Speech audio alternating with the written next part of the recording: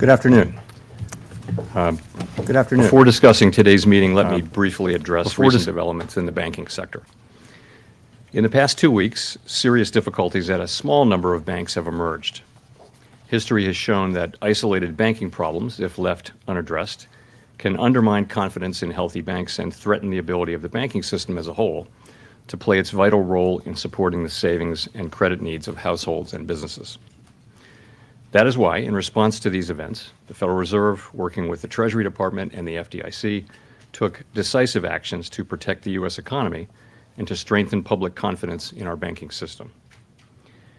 These actions demonstrate that all depositors' savings and the banking system are safe. With the support of the Treasury, the Federal Reserve Board created the Bank Term Funding Program to ensure that banks that hold safe and liquid assets can, if needed, borrow reserves against those assets at par. This program, along with our long-standing discount window, is effectively meeting the unusual funding needs that some banks have faced and makes clear that ample liquidity in the system is available. Our banking system is sound and resilient with strong capital and liquidity. We will continue to closely monitor conditions in the banking system and are prepared to use all of our tools as needed to keep it safe and sound. In addition, we are committed to learning the lessons from this episode and to work to prevent events like this from happening again. Turning to the broader economy and monetary policy, inflation remains too high and the labor market continues to be very tight. My colleagues and I understand the hardship that high inflation is causing, and we remain strongly committed to bringing inflation back down to our 2% goal. Price stability is the responsibility of the Federal Reserve. Without price stability, the economy does not work for anyone. In particular, without price stability, we will not achieve a sustained period of strong labor market conditions that benefit all. The U.S. economy slowed significantly last year, with real GDP rising at a below-trend pace of 0.9%. Consumer spending appears to have picked up this quarter, although some of that strength may reflect the effects of swings in the weather across the turn of the year. In contrast, activity in the housing sector remains weak, largely reflecting higher mortgage rates. Higher interest rates and slower output growth also appear to be weighing on business fixed investment. Committee participants generally expect subdued growth to continue. As shown in our summary of economic projections, the median projection for real GDP growth stands at just 0.4% this year and 1.2% next year, well below the median estimate of the longer-run normal growth rate. And nearly all participants see the risks to GDP growth as weighted to the downside. Yet the labor market remains extremely tight. Job gains have picked up in recent months, with employment rising by an average of 351,000 jobs per month over the last 3 months. The unemployment rate remained low in February at 3.6%. The labor force participation rate has edged up in recent months, and wage growth has shown some signs of easing. However, with job vacancies still very high, labor demand substantially exceeds the supply of available workers. FOMC participants expect supply and demand conditions in the labor market to come into better balance over time, easing upward pressures on wages and prices. The median unemployment rate projection in the SEP rises to 4.5% at the end of this year and 4.6% at the end of next year. Inflation remains well above our longer-run goal of 2%. Over the 12 months ending in January, total PCE prices rose 5.4%, excluding the volatile food and energy categories. Excluding those, core PCE prices rose 4.7%. In February, the 12-month change in the CPI came in at 6%, and the change in the core CPI was 5.5%. Inflation has moderated somewhat since the middle of last year, but the strength of these recent readings indicates that inflation pressures continue to run high. The median projection in the SEP for total PCE inflation is 3.3% for this year, 2.5% next year, and 2.1% in 2025. The process of getting inflation back down to 2% has a long way to go and is likely to be bumpy. Despite elevated inflation, longer-term inflation expectations appear to remain well anchored, as reflected in a broad range of surveys of households, businesses, and forecasters, as well as measures from financial markets. The Fed's monetary policy actions are guided by our mandate to promote maximum employment and stable prices for the American people. My colleagues and I are acutely aware that high inflation imposes significant hardship as it erodes purchasing power, especially for those least able to meet the higher costs of essentials like food, housing, and transportation. We are highly attentive to the risks that high inflation poses to both sides of our mandate, and we are strongly committed to returning inflation to our 2% objective. At today's meeting, the committee raised the target range for the federal funds rate by a quarter percentage point, bringing the target range to 4.75% to 5%. And we are continuing the process of significantly reducing our securities holdings. Since our previous FOMC meeting, economic indicators have generally come in stronger than expected, demonstrating greater momentum in economic activity and inflation. We believe, however, that events in the banking system over the past 2 weeks are likely to result in tighter credit conditions for households and businesses, which would in turn affect economic outcomes. It is too soon to determine the extent of these effects, and therefore too soon to tell how monetary policy should respond. As a result, we no longer state that we anticipate that ongoing rate increases will be appropriate to quell inflation. Instead, we now anticipate that some additional policy firming may be appropriate. We will closely monitor incoming data and carefully assess the actual and expected effects of tighter credit conditions on economic activity, the labor market, and inflation. And our policy decisions will reflect that assessment. In our SEP, each FOMC participant wrote down an appropriate path for the federal funds rate based on what that participant judges to be the most likely scenario going forward. If the economy evolves as projected, the median participant projects that the appropriate level of the federal funds rate will be 5.1% at the end of this year, 4.3% at the end of 2024, and 3.1% at the end of 2025. These are little changed from our December projections, reflecting offsetting factors. These projections are not a committee decision or plan. If the economy does not evolve as projected, the path for policy will adjust as appropriate to foster our maximum employment and price stability goals. We will continue to make our decisions meeting by meeting based on the totality of the incoming data and their implications for the outlook for economic activity and inflation. We remain committed to bringing inflation back down to our 2% goal and to keep longer-term inflation expectations well anchored.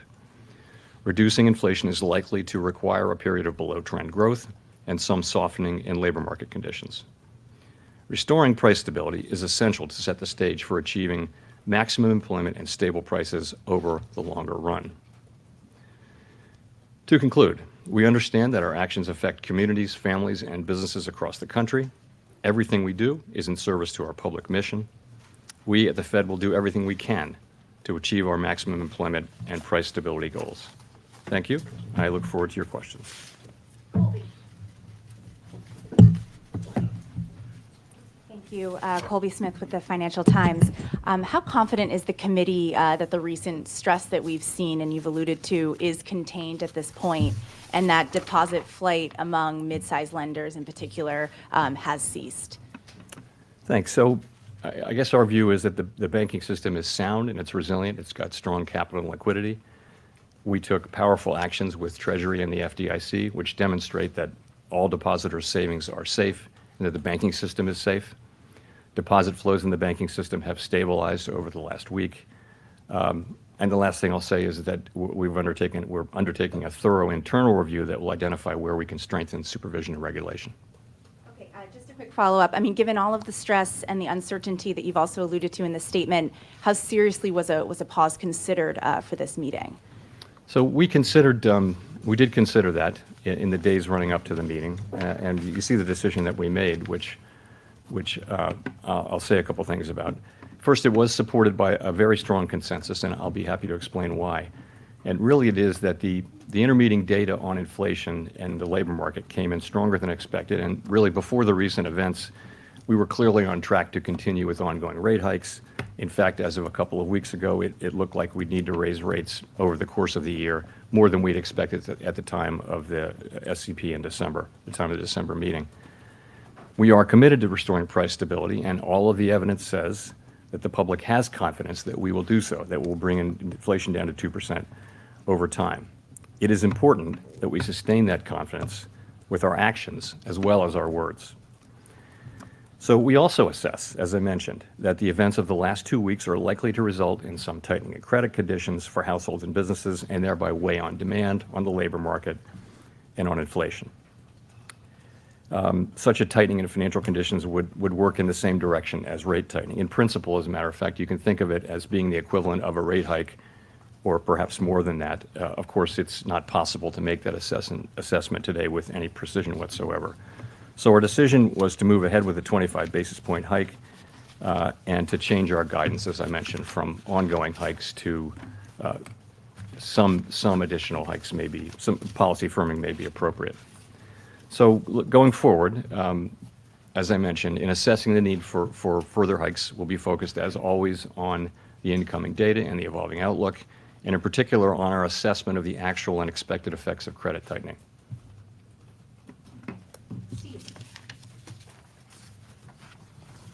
Mr. Chairman, can you explain the difference between ongoing rate increases and firming? Does firming imply a rate increase per se, or could policy firm without you increasing rates? No, I think it's meant to refer to our policy rate. Really, I would focus on the words may and some, as opposed to ongoing. So we clearly were, what we were doing there was taking on board trying to reflect the uncertainty about what will happen. I mean, it's possible that this will turn out to have very modest effects. These events will turn out to be very, very modest effects on the economy, in which case, and inflation will continue to be strong, in which case, the path might look different. It's also possible that this potential tightening will contribute significant tightening in credit conditions over time, and in principle, if that means that monetary policy may have less work to do. We simply don't know. So, do you have concerns that the hike you did today could further exacerbate the problem in the banks? No, I mean, with our monetary policy, we're really focused on macroeconomic outcomes. In particular, we're focused on this potential credit tightening and what can that produce in the way of tighter credit conditions. I think when we think about the situation in the banks, we're focused on our financial stability tools, in particular our lending facilities, the discount window, and also the new facility.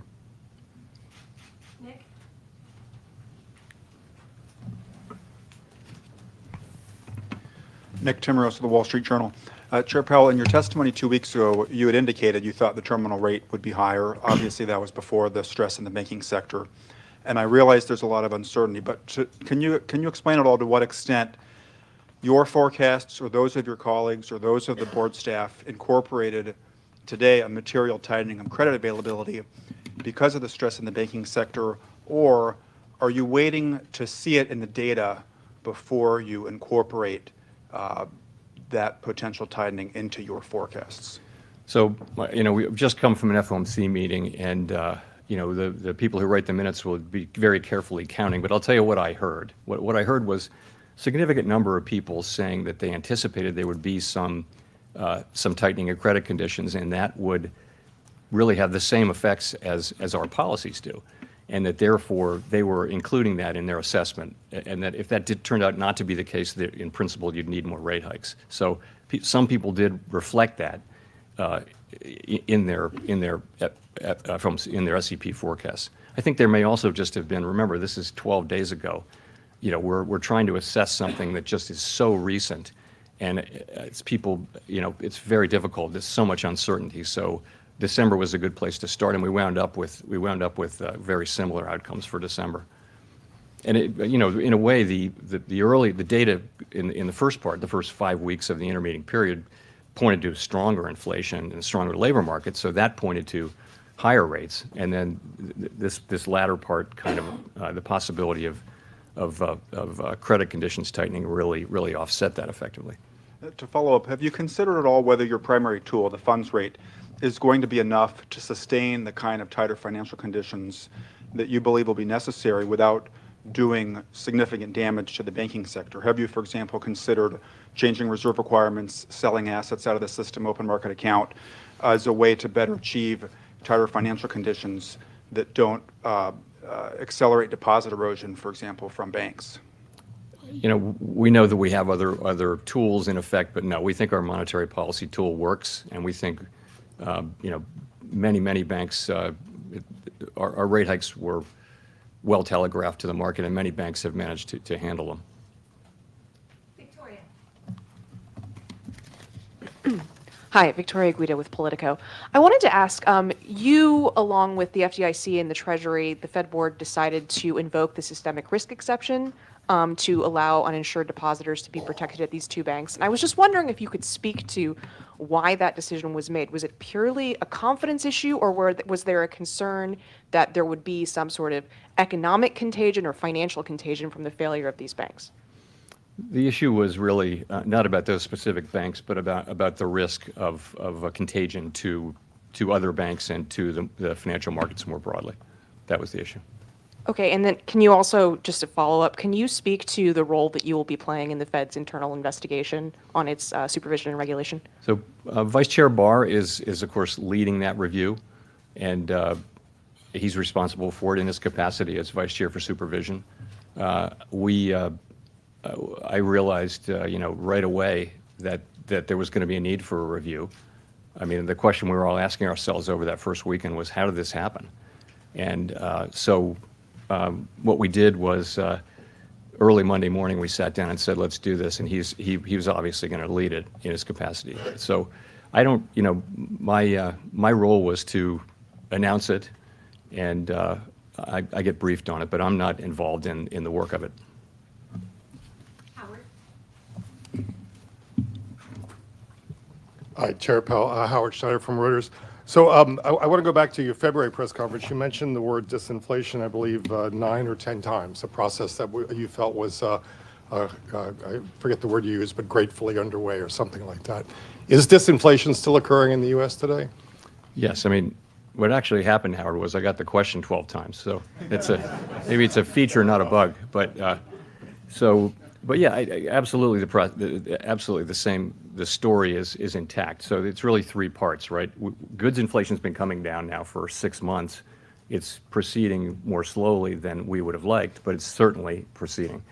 Housing services is really a matter of time passing. We continue to see the new leases being signed at much lower levels of inflation. So that's 44% of the core PCE index, where you've got a story that's ongoing.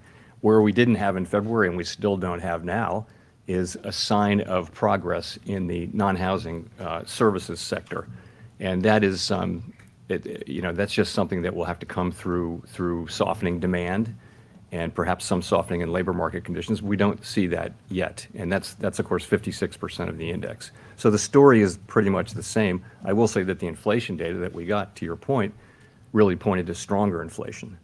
If I could follow up on that, I was curious why you don't see more coming from the credit crunch, because it seems to me that's something that you'd actually welcome to a degree and expect. And are you not seeing more coming from that because you don't know, or because you just don't want to have another round of wishful thinking? So it's really just a question of not knowing at this point. There's a great deal of literature on the connection between tighter credit conditions, economic activity, hiring, and inflation.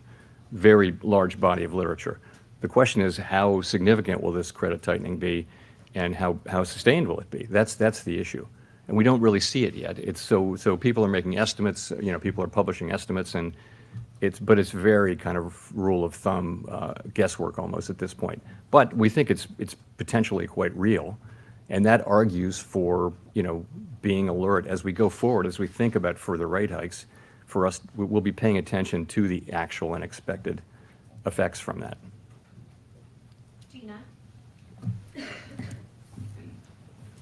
Hi, Chair Powell. Gina Smilik from the New York Times. Thank you for taking our questions. I wonder if you could talk a little bit. I know that you've got your internal review coming, but I wonder if you could talk a little bit about what you think happened with oversight at Silicon Valley Bank and whether this suggests that something about regulation and supervision needs to actually change going forward. And I wonder, how can the American people have confidence that there aren't other weaknesses out there in the banking system, given that this one got missed, as you noted? So let me say what I think happened, and then I'll come to the questions around supervision. So at a basic level, Silicon Valley Bank management failed badly. They grew the bank very quickly. They exposed the bank to significant liquidity risk and interest rate risk, didn't hedge that risk. We now know that supervisors saw these risks and intervened. We know that the public saw all this. We know that SVB experienced an unprecedentedly rapid and massive bank run. So this is a very large group of connected depositors, concentrated group of connected depositors, in a very, very fast run, faster than the historical record would suggest. So as for us, so for our part, we're doing a review of supervision and regulation. My only interest is that we identify what went wrong here. How did this happen is the question. What went wrong? Try to find that. We will find that. And then make an assessment of what are the right policies to put in place so that it doesn't happen again, and then implement those policies. It would be inappropriate for me at this stage to offer my views on what the answers might be. I simply can't do that. Vice Chair Barr is leading this, and I think he's testifying next week. So, but that will be up to him. So that's really where it is. The review is going to be thorough and transparent. It is clear, to your last question, it's clear that we do need to strengthen supervision and regulation. And I assume that there will be recommendations coming out of the report, and I plan on supporting them and supporting their implementation. Sorry, and the final point, can we feel confident that these weaknesses don't exist elsewhere, given that they got missed at this bank? These are not weaknesses that are at all broadly through the banking system. This was a bank that was an outlier in terms of both its percentage of uninsured deposits and in terms of its holdings of duration risk. And again, supervisors did get in there, and they were, as you know, obviously, they were on this issue, but nonetheless, this still happened. And so that's really the nature of the review, is to discover that. Go to Mike McKee. Michael McKee from Bloomberg Radio and Television. You've been very consistent in saying that the Fed would be raising interest rates and then holding them there for quite some time. Following today's decision, the markets have now priced in one more increase in May, and then every meeting the rest of this year, they're pricing in rate cuts. Are they getting this totally wrong from the Fed, or is there something different about the way you're looking at it, given that you're now thinking that moves might be appropriate as opposed to ongoing? So we published an SEP today, as you will have seen, and it shows that basically participants expect relatively slow growth, a gradual rebalancing of supply and demand in the labor market, with inflation moving down gradually. In that most likely case, if that happens, participants don't see rate cuts this year. They just don't. I would just say, as always, the path of the economy is uncertain, and policy is going to reflect what actually happens rather than what we write down in the SEP. But that's not our baseline expectation. Well, if I could follow up and ask, as you look forward into the rest of the year here, are you saying that what you see and the 5.1% basically consensus is based on it will be sufficiently restrictive, or is it leavened by the idea of you don't know what's going to happen? In other words, what should people think about in terms of how the Fed thinks about how far it is from the terminal? It's going to depend. Remember, we're looking, for purposes of our monetary policy tool, we're looking at what's happening among the banks and asking, is there going to be some tightening in credit conditions? And then we're thinking about that as effectively doing the same thing that rate hikes do. So in a way, that substitutes for rate hikes. So the key is we have to have policies got to be tight enough to bring inflation down to 2% over time. It doesn't all have to come from rate hikes. It can come from tighter credit conditions. So that we're looking at, and it's highly uncertain how long the situation will be sustained or how significant any of those effects would be. So we're just going to have to watch. In the meantime, and obviously at the end of the day, we will do enough to bring inflation down to 2%. No one should doubt that. Let's go to Rachel Siegel.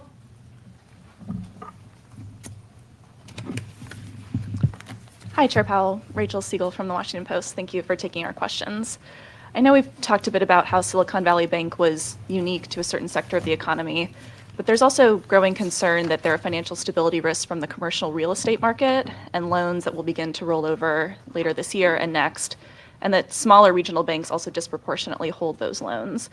Is there a risk that could mimic the kind of what we saw with SVB to banks that disproportionately are focused in commercial real estate?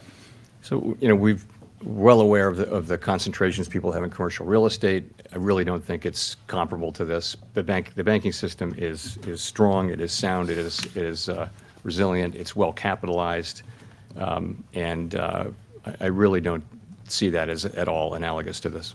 And one other question, would you be open to an independent investigation separate from the Fed's probe? I welcome. It's 100% certainty that there will be independent investigations and outside investigations and all that. So we welcome, when a bank fails, there are investigations, and of course, we welcome that. Edward. Thank you, Mr. Chairman. Edward Lawrence from Fox Business. Inflation has been rather sticky, so do you need help from the fiscal side to get inflation down faster? We don't assume that.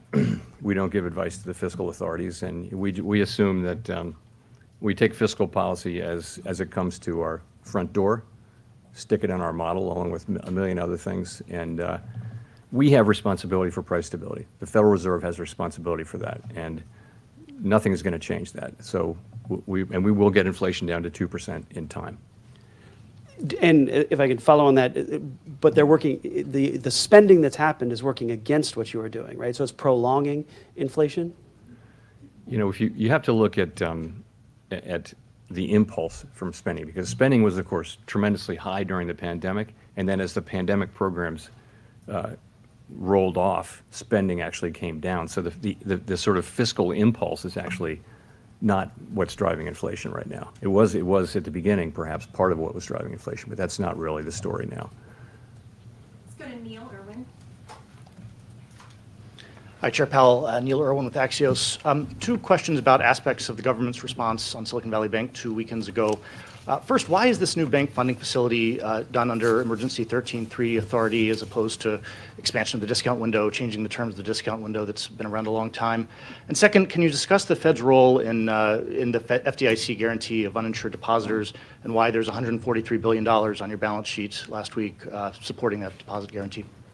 Sure. So 13.3 seemed like the right, we have a little more flexibility under Section 13.3. We've done quite a lot under the discount window as well. We needed to do a special facility that was designed a certain way, so we did it under 13.3. Really no magic to that. It's only available in unusual and exigent circumstances, and it has to meet certain requirements, but it seemed to be the right place. So with the FDIC, we're lending to in effect, we're lending to the bridge bank.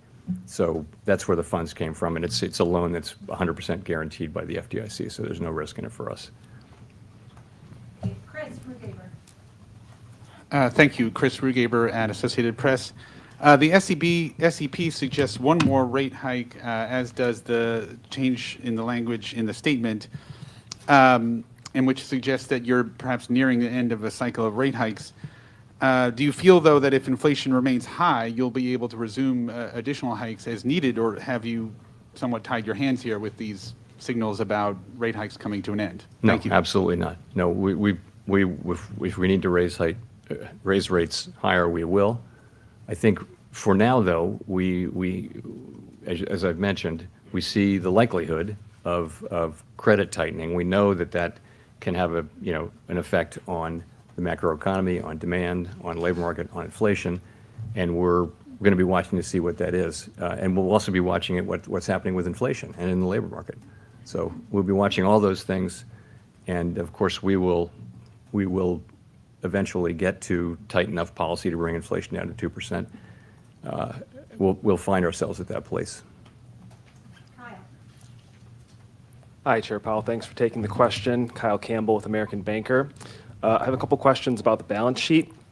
First of all, I'm curious at what point the financial supports that the Fed is extending through the discount window and through its enhanced lending facility might be at odds with the objective of reducing the balance sheet. And I'm also curious what your thoughts are on not just the availability of reserves, but the distribution of them throughout the banking system, and at what point you might be concerned about it being scarce for certain banks. So, people think of QE and QT in different ways. So let me be clear about how I'm thinking about these recent developments. So the recent liquidity provision that has increased the size of our balance sheet, but the intent and the effects of it are very different from when we expand our balance sheet through purchases of longer-term securities. Large-scale purchases of long-term securities are really meant to alter the stance of policy by pushing up the price and down the rates, longer-term rates, which supports demand through channels we understand fairly well. The balance sheet expansion is really temporary lending to banks to meet those special liquidity demands created by the recent tensions. It's not intended to directly alter the stance of monetary policy. We do believe that it's working. It's having its intended effect of bolstering confidence in the banking system and thereby forestalling what might otherwise have been an abrupt and outsized tightening in financial conditions. So that's working. In terms of the distribution of reserves, we don't see ourselves as running into reserve shortages. We think that our program of allowing our balance sheet to run off predictably and passively is working. And of course, we're always prepared to change that if that changes, but we don't see any evidence that that's changed. Katarina.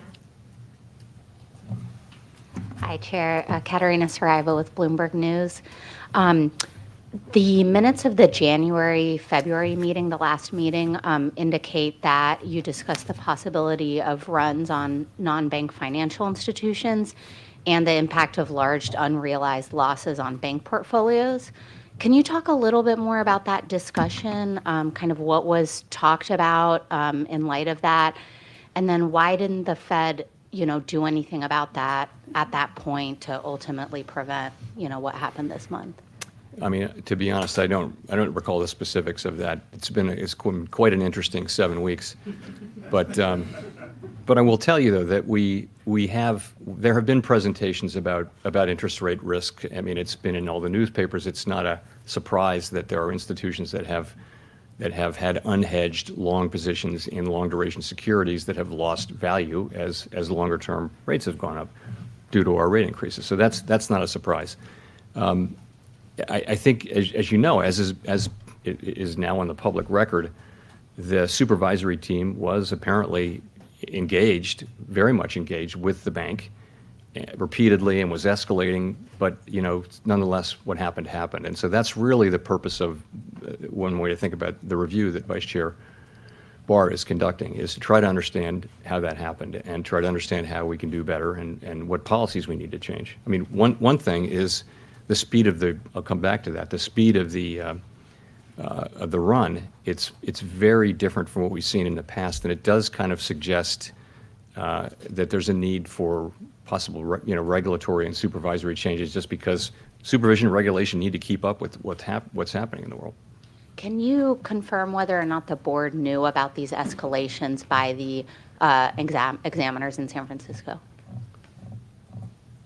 I will have to come back to you on that. Yeah, I don't know. Simon Urbanovich with The Economist. Thank you very much. Chair Powell, you've stated twice today that all depositors' savings in the banking system are safe. Are you saying that de facto deposit insurance covers all savings? Shouldn't Congress have a say in that? And just by way of example, if a bank with less than $1 billion in assets failed, are you promising to bail out all of its depositors? Thanks. Well, I'm not saying anything more than I'm saying. So, but what I'm saying is you've seen that we have the tools to protect depositors when there's a threat of serious harm to the economy or to the financial system, and we're prepared to use those tools. And I think depositors should assume that their deposits are safe. Go to Greg Robb. Thank you, Chair Powell. Greg Robb from MarketWatch. I was wondering if you could give us a little bit more color. You gave just a little bit of color. You said during the first week of the Silicon Valley weekend, you said the question you guys asked was, how did this happen when you saw Silicon Valley Bank? So I was wondering if you could go to the Credit Suisse merger. I mean, wasn't that the big gorilla in the room? Didn't you breathe a sigh of relief when that merger happened? Thanks. Sure. So, that was really the Swiss government. We, of course, were following it over the course of the weekend, and we were engaged with their authorities in the way that you would expect, all the ways that you would expect. It seems to have been a positive outcome in the sense that the transaction was agreed to, and it has been, the markets have accepted it, and it seems to have gone well, and I think there was a concern that it might not go well. So coming into the middle of this week, yes, I would say that has gone well so far. Nicole. Hi, thank you, Chair Powell. Nicole Goodkind with CNN Business. In the summary of economic projections, the FOMC sees the unemployment rate increasing to 4.5% this year. I'm wondering how you anticipate preventing this from snowballing while using the admittedly blunt tools at your disposal. So that's an estimate of what will happen as demand slows and as conditions soften in the labor market. And it's a highly uncertain estimate. And I mean, there's really, we have to bring inflation down to 2%. The costs of bringing it down, there are real costs to bring it down to 2%, but the costs of failing are much higher. And if you read your history, as I'm sure you have, you can see that if the central bank doesn't get inflation back in place, make sure that inflation expectations remain anchored, you can have a long series of years where inflation is high and volatile, and it's hard to invest capital. It's hard for an economy to perform well, and we're looking to avoid that, and and to get back to where we need to be, back to where we were for a quarter century, and get there as quickly as we can. But I guess the question is, historically, it's hard to... Mr. Mike, please. Yes, sir. Historically, it's been hard to contain unemployment, and the question is, do you worry about some sort of snowball effect, and how do you factor that into your projections and your thoughts? Well, it depends on whether so recessions tend to be nonlinear, and so they're very hard to model. The models all work in a kind of linear way. If you have more of this, you get more of that. But when a recession happens, the reactions tend to be nonlinear, and that's so we don't know whether that'll happen this time. We don't know. If so, we don't know how significant it will be. And so, we're very focused on getting inflation down, because we know in the longer run that is the thing that will most benefit the people we serve. That's how we can have we've had very strong labor markets through these long expansions that we've had. 4 of the 5 longest, or 3 of the 4 longest expansions in U.S. history have been really since the high inflation period. And the reason was inflation wasn't forcing the central bank to come in and stop an incipient or an expansion. You can have very, very long expansions without high inflation, and we had several of those, and they're very good for people. You see late in an expansion, you see low unemployment, you see the benefits of wages going to people at the lower end of the wage spectrum. It's just a place that we should try to get back to. Jean. Hi, Chair Powell. Jean Young with Market News. I just wanted to ask, with all the events of the past 2 weeks, do you still see a possibility of a soft landing for the U.S. economy? It's too early to say really whether these events have had much of an effect. It's hard for me to see how they would have helped the possibility, but I guess I would just say it's too early to say whether there really have been changes in that. The question will be how long this period is sustained. The longer it's sustained, then the greater will be the likely declines or tightening in credit standards, credit availability. So we'll just have to see. I do still think, though, that there's a pathway to that. I think that pathway still exists, and we're certainly trying to find it. Nancy. Hi, Chair Powell. Nancy Marshall-Genzer with Marketplace. Just wondering how many financial institutions have been issued matters requiring attention or matters requiring immediate attention citations at this point? How many? I don't know. But those are serious regulatory, particularly immediate attention. And I guess there were 6 of them. So. And getting to the seriousness of it, how are you going to ensure that banks comply with these citations, take them seriously? How will you enforce them? That is a great question and is right in the heart of what the review will be doing under Vice Chair Barr's leadership. So I think that's what you think about. What can we do to make sure? But again, that's not for me to answer today. So you have specific thoughts on that? Well, I see. If I did, I wouldn't share them because I really, this review is going on, and I want nothing other than us to find out what happened and why, figure out what we can do to do better, and then implement those changes. That's all I want. It's for me to be giving you my half-formed or partially informed thoughts. It just isn't appropriate. There's a real serious review going on with people from all over the Federal Reserve System who are not connected to this, to this work, not connected to this bank, and under again Vice Chair Barr's leadership, and I'm confident that it will produce a satisfactory result. Okay, we'll go to Jennifer for the last question. Thank you, Chair Powell. Jennifer Schonberger with Yahoo Finance. Curious, how do you view financial conditions right now? If credit becomes expensive enough, choking off growth, as you said you're watching for, would that situation warrant a rate cut? What situation would warrant a rate cut? And have the bank failures prompted any discussion around changing the implementation of the balance sheet runoff? Thank you. So we haven't really talked about changing the balance sheet implementation. That's not something we've discussed yet. As I mentioned, we're always willing to change that if we conclude that it's appropriate, but we're really not seeing any signs there. Sorry, then the question before that was, just give me a...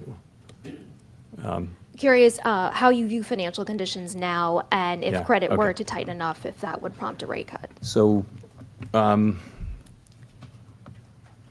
financial conditions seem to have tightened, and probably by more than the traditional indexes say, because the traditional indexes are focused a lot on rates and equities, and they don't necessarily capture lending conditions. So we think that, though. So there are other measures which if they're focused on, bank lending conditions and things like that, they show some more tightening. The question for us, though, is how significant will that be, and how, what will be the extent of it, and what will be the duration of it, and then, once you know that, there's a fair amount of research about how that with broad uncertainty bands, how that works its way into the economy over what period of time. And so, so we'll be looking to see the first part of that, like how serious is this, and how does it look like it's going to be sustained? And if it is, it could easily have a significant macroeconomic effect, and we would factor that into our policy decisions. I mentioned with rate cuts, rate cuts are not in our base case, so that's all I have to say. So, Thank you. thank you very much.